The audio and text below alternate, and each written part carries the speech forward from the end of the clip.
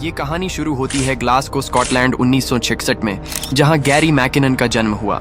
एक साधारण लड़का जिसके पिता गैंग चलाते थे और माँ उसे लंदन ले गई जब वो 6 साल का था। गैरी का सौतेला पिता का दीवाना था। वो बोनीब्रिज UFO साइटिंग की राजधानी से था और उसकी कहानियों ने गैरी के मन में जिज्ञासा जगा दी। 14 साल की उम्र में गैरी को पहला कंप्यूटर मिला, एक अटारी 400, जहां बाकी बच्चे पैटमैन खेल रहे थे। गैरी कोडिंग सीख रहा था। 17 साल की उम्र में गैरी ने स्कूल छोड़ दिया और हेयर ड्रेसर बन गया, लेकिन 90 के दशक में दोस्तों ने उसे कंप्यूटर साइंस की डिग्री लेने के लिए प्रेरित किया। गैरी ने British UFO research association BUFORA join की। वो उन लोगों के साथ था जो UFOs और एलियन लाइफ में यकीन करते थे। गैरी ने फिल्म वो गेम्स देखी जिसमें एक टीनेजर पेंटागन के सिस्टम में हैक करता है। इसमें गैरी को सोचने पर मजबूर किया, क्या वो भी ऐसा कर सकता है? पता है, 1995 में गैरी ने दी हैकर्स हंट बुक पढ़ी जो ह्यूगो चॉनवल की लिखी थी। ये किताब उनकी हैकिंग की दुनिया में पहली सीढ़ी बनी। किताब ने गैरी को बेसिक हैकिंग टेक्निक्स सिखाई, लेकिन गैरी का मकसद सिर्फ टेक्नोलॉजी नहीं था। वो UFO का सच ढूंढना चाहता था। 2000 में गैरी ने अपनी हैकिंग शुरू की, वो भी अपनी गर्लफ्रेंड की आंटी के घर से। 856 के डायल अप मोडम के साथ वो अमेरिकी सिस्टम्स में घुसने की कोशिश करने लगा, पर स्क्रिप्ट लिखी जो 65,000 मशीनों को 8 मिनट में स्कैन कर सकती थी। उसका टारगेट था डिफॉल्ट पासवर्ड्स वाले सिस्टम्स। उसने पाया कि कई अमेरिकी सरकारी और सैन्य सिस्टम्स में कोई पासवर्ड ही नहीं था। गैरी के लिए ये एक खुला दरवाजा था। वो रात के समय हैक करता था। जब सिस्टम्स में एक्टिविटी कम होती थी, उसने रिमोटली एनीवेयर सॉफ्टवेयर इंस्टॉल किया, जिससे वो सिस्टम्स को रिमोटली कंट्रोल कर सकता था। गैरी ने 97 सिस्टम्स में सेंध लगाई। US army, navy, air force, department of defence, honour, NASA. ये 2001 से 2002 तक चला।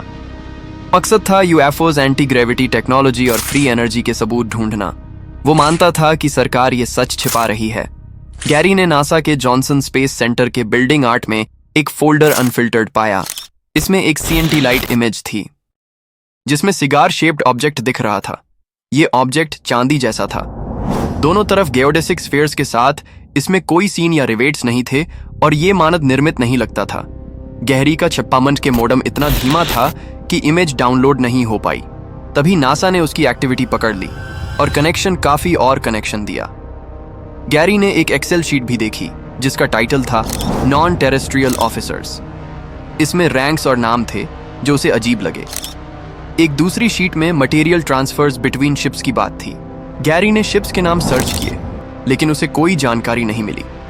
वो मानता था कि ये एक गुप्त अंतरिक्ष बेड़े का सबूत था, लेकिन वो इसे डाउनलोड या स्क्रीनशॉट नहीं ले सका क्योंकि वो बिदाई जल्द था। गैरी ने एक सिस्टम पर मैसेज छोड़ा, योर सिक्योरिटी इज स्क्रैप। उसने ये भी लिखा कि अमेरिकी विदेश नीति सरकारी आतंकवाद जैसी है। 4 सितंबर 2001 के हमलों के बाद गैरी ने वेपन स्टेशन के सिस्टम से हथियारों के लोग डिलीट किए। इससे 300 कंप्यूटर ठप हो गए। अमेरिकी अधिकारियों ने इसे गंभीर अपराध माना। उनके मुताबिक गैरी ने $7,00,000 से $9,000 का नुकसान किया। 19 मार्च 2002 को गैरी को लंदन में नेशनल है टेक क्राइम यूनिट ने गिरफ्तार किया। वो अपनी गर्लफ्रेंड की आंटी के घर में सो रहा था। उसने उसका हार्ड ड्राइव जब्त कर लिया और उसे अमेरिका भेज दिया। गैरी को 6 से 7 घंटे हिरासत में रखा गया। नवंबर 2002 में अमेरिका ने गैरी के खिलाफ 7 कंप्यूटर अपराधों के लिए चार्ज शीट दायर की। प्रत्येक चार्ज में 10 साल की सजा हो सकती थी। अमेरिका ने गैरी के प्रत्यर्पण की मांग की। अगर दोषी ठहराया जाता तो उसे 7 से 70 साल जेल और $174 मिलियन का जुर्माना हो सकता। गैरी ने कहा कि वो केवल UFOs और फ्री एनर्जी के सबूत ढूंढ रहा था। उसका दावा था कि उसने कोई नुकसान नहीं किया। उसने डिस्क्लोजर प्रोजेक्ट का हवाला दिया, जिसमें 20 से ज्यादा सैन्य और सरकारी गवाहों ने UFO टेक्नोलॉजी की बात की थी। गैरी का मानना था कि सरकारों एंटी ग्रेविटी और 0 पॉइंट एनर्जी छिपा रही है। ये टेक्नोलॉजी दुनिया को बदल सकती थी।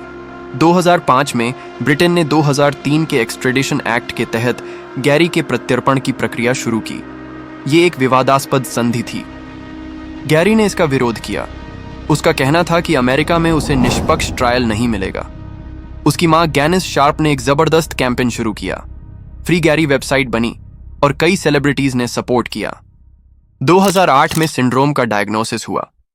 एक्सपर्ट ने उसका टीवी इंटरव्यू देखकर यह सुझाव दिया। प्रोफेसर सिमोन बैरन ने की जांच की। उन्होंने कहा कि यूएफओस पर जुनून का हिस्सा था। एस-डोज एक ऑटिज्म स्पेक्ट्रम डिसऑर्डर है। इससे गैरी को सामाजिक बातचीत में दिक्कत और जुनूनी व्यवहार था। ने कहा कि वो पकड़ा जाना चाहता था क्योंकि हैकिंग ने उसकी जिंदगी बर्बाद कर दी थी। वो तनाव में जी रहा था। 2009 में गैरी की मां ने कहा कि वो आत्मघाती हो सकता है। उसकी मानसिक स्थिति प्रत्यर्पण के खिलाफ एक बड़ा तर्क बनी। पिंक फ्लॉयड के डेविड गिल्मर ने गैरी के लिए एक सिंगल रिलीज किया, शिकागो चेंज द वर्ल्ड। इसमें Chrissie Hynde of Bob Geldof भी थे। गैरी ने हाउस ऑफ लॉर्ड्स और European Court of Human Rights में अपन राइट्स में अपील की, लेकिन दोनों जगह उसकी अपील खारिज हो गई। 2010 में जेनिस शार्प ने ब्लैकबर्न में चुनाव लड़ा ताकि प्रत्यर्पण संधि के खिलाफ आवाज उठा सके। वो हार गई, लेकिन मुद्दा चर्चा में रहा। 2012 में British home secretary Theresa May ने प्रत्यर्पण रोक दिया। उन्होंने कहा कि गैरी मानसिक स्थिति के कारण ये मानवाधिकारों के खिलाफ होगा। थेरेसा मे ने कहा कि गैरी की आत्महत्या का जोखिम बहुत ज्यादा है। क्नॉइस, ये एक ऐतिहासिक फैसला था। सीपीएस ने ब्रिटेन में गैरी पर मुकदमा न चलाने का फैसला किया। उनका कहना था कि सजा की संभावना कम थी। सीपीएस ने कहा कि अमेरिका से गवाह और सबूत लाने में मुश्किल होगी। क्नॉइस, इसलिए गैरी को ब्रिटेन में कोई सजा नहीं हुई। गैरी की वकील ने कहा कि यह फैसला निराशाजनक था क्योंकि गैरी को पूरी तरह से क्लोजर नहीं मिला। अमेरिका में गैरी के खिलाफ प्रत्यर्पण वारंट अभी भी सक्रिय है। इसका मतलब है कि वो यूके से बाहर यात्रा नहीं कर सकता।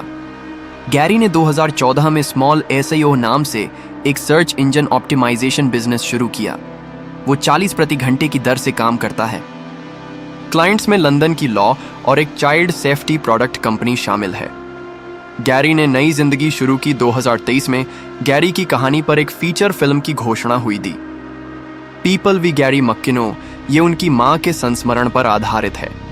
फिल्म के डायरेक्टर पॉल मैकीगन हैं, जिन्होंने गैंगस्टर नंबर 1 बनाई। ये गैरी की कहानी को दुनिया तक ले जाएगी। गैरी अब 57 साल का है और लेस्टर में अपनी गर्लफ्रेंड लूसी क्लार्क के साथ रहता है। वो म्यूजिक बनाता और रिकॉर्ड करता है। गैरी ने जूलियन असांजे के प्रत्यर्पण के खिलाफ भी कैंपेन में हिस्सा लिया।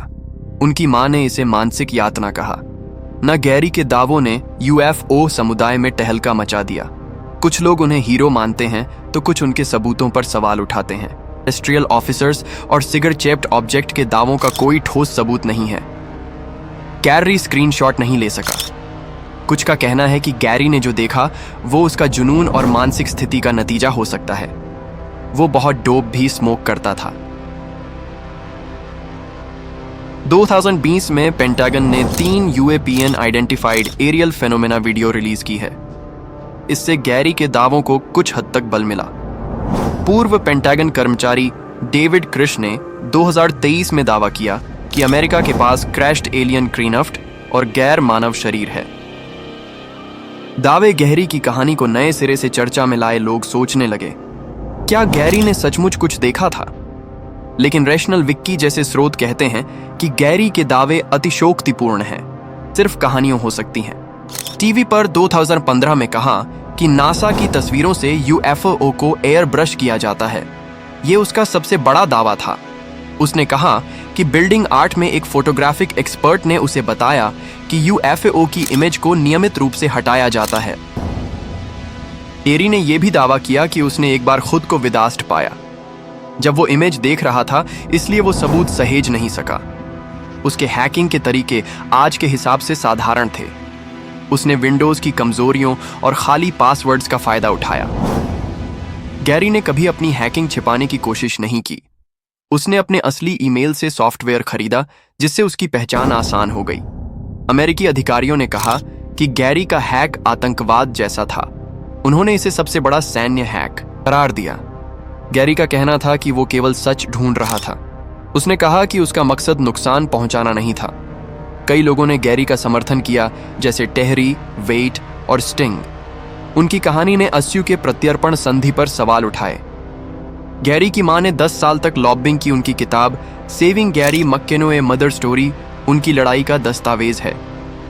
जेनिस ने कहा कि गैरी की दादी को शिज़ोफ्रेनिया था। उन्हें डर था कि गैरी की मानसिक स्थिति और बिगड़ सकती है। गैरी ने 2009 में एक प्रेस कॉन्फ्रेंस में कहा कि वो अत्यधिक तनाव में है। वो डरता था कि उसे क्वांटनमो भी भेजा जाएगा। उसके हैक ने अमेरिकी सिस्टम्स की कमजोरियों को उजागर किया। कई सिस्टम्स में बेसिक सिक्योरिटी भी नहीं थी। गैरी ने कहा कि उसे हैकिंग की लत लग गई थी। वो एक सिस्टम के बाद दूसरा सिस्टम हैक करता चला गया। 9000 प्रोजेक्ट की प्रेस कॉन्फ्रेंस ने गैरी को प्रेरित किया। इसमें सैन्य अधिकारियों ने यूएफओस की बात की थी। गैरी ने कहा कि वो चाहता था कि फ्री एनर्जी टेक्नोलॉजी जनता तक पहुंचे। इससे पर्यावरण और गरीबों की मदद हो सकती थी। उसके हैकिंग के दौरान 9/11 के हमले हुए। इसके बाद अमेरिका ने सिक्योरिटी और सख्त कर दी, जिससे गैरी का पकड़ा जाना तय था। गैरी ने कहा कि वो मानता था कि अमेरिकी सरकार ऐसी साजिशों में शामिल है। ये उसका सबसे बड़ा डर और प्रेरणा था कि यूएफओ कम्युनिटी में हलचल मचा दी। कुछ लोग उसे यूएफओ हैकर के रूप में देखते हैं। –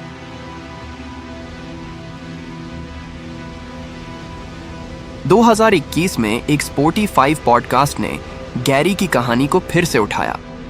इसमें उसके यूएफओ सबूतों पर चर्चा हुई। गैरी ने कहा कि वो चाहता था कि दुनिया को सच पता चले, लेकिन बिना ठोस सबूत कई लोग उस पर यकीन नहीं करते। उसके हैकिंग के तरीके आज के साइबर क्रिमिनल्स की तुलना में बेसिक थे, फिर भी उसने इतना बड़ा हंगामा खड़ा कर दिया। गैरी की कहानी ने साइबर सिक्योरिटी की दुनिया में बदलाव लाए। सरकारी सिस्टम्स ने अपनी सुरक्षा को और सख्त किया। उसके केस ने अस्यू के प्रत्यर्पण संधि पर बहस छेड़ दी। कई लोगों ने इसे असंतुलित माना। गैरी ने अपनी इंटरव्यूज में कहा कि वो बम्बलिंग कंप्यूटर नर्ड है। वो खुद को कोई मास्टर हैकर नहीं मानता। की कहानी ने साइबर क्राइम और मानसिक स्वास्थ्य के बीच के रिश्ते पर भी सवाल उठाए ने उसकी जिंदगी को कैसे प्रभावित किया। गैरी की मां ने कहा कि वो एक टैलेंटेड और एक्स्ट्रा ऑर्डिनरी इंसान है, लेकिन उसकी जुनूनी सोच ने उसे मुश्किल में डाला। गैरी ने कहा कि वो के किरदार जैसा बनना चाहता था, लेकिन असल जिंदगी में इसका अंजाम बहुत अलग था। उसके हैकिंग ने साइंस फिक्शन और रियलिटी के बीच की लाइन को धुंधला कर दिया। क्या वो सचमुच के सबूतों तक पहुंचा था? और 23 में एक्स पर पोस्ट्स ने गैरी की कहानी को फिर से उठाया। लोग उसके नॉन टेरेस्ट्रियल ऑफिसर्स दावे पर चर्चा कर रहे थे। कई एक्स यूजर्स ने गैरी को हीरो माना, लेकिन कुछ ने कहा कि वो केवल एक जुनूनी हैकर था जिसके पास कोई ठोस सबूत नहीं। 2015 में रिच प्लैनेट टीवी को बताया कि उसने नासा की इमेज प्रोसेसिंग के बारे में बहुत कुछ सीखा। उसने दावा किया कि नासा की तस्वीरों में यूएफओ को नियमित रूप से हटाया जाता है, लेकिन इसके लिए कोई स्वतंत्र पुष्टि नहीं है। गैरी की कहानी ने साइबर सिक्योरिटी और सरकारी पारदर्शिता पर सवाल उठाए। क्या सरकारों सचमुच कुछ छिपा रही है? उसके केस ने और जुनूनी व्यवहार को समझने में मदद की।